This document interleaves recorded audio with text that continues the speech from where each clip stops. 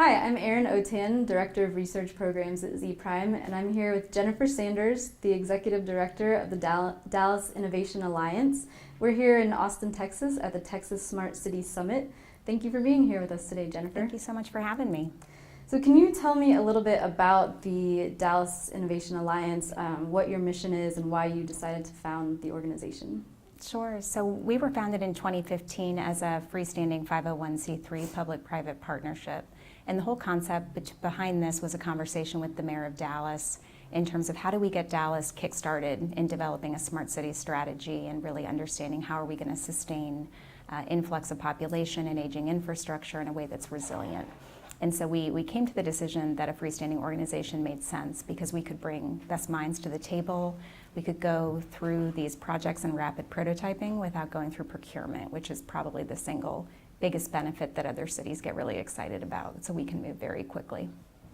We've heard from a few people today about how there are different definitions of a smart city depending on who you're talking to and what city you're in. Mm-hmm. So what does it mean for Dallas? What does it mean to you, the idea of a smart city?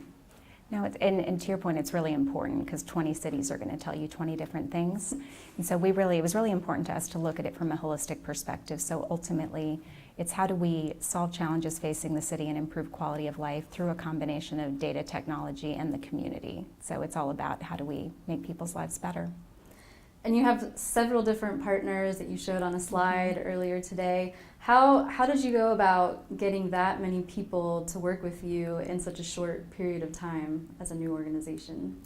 Well, I think there's such excitement around the concept, especially 2015 in the U.S., things were really starting to pick up.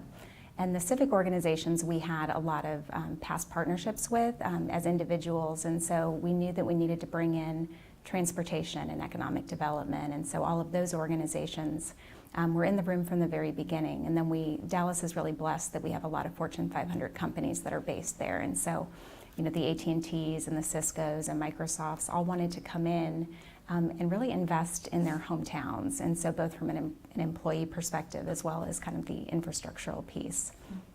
Everybody really wanted to be a part of it. And you also mentioned that you had some solutions in place within 10 months of starting. Mm-hmm. How were you able to move so quickly?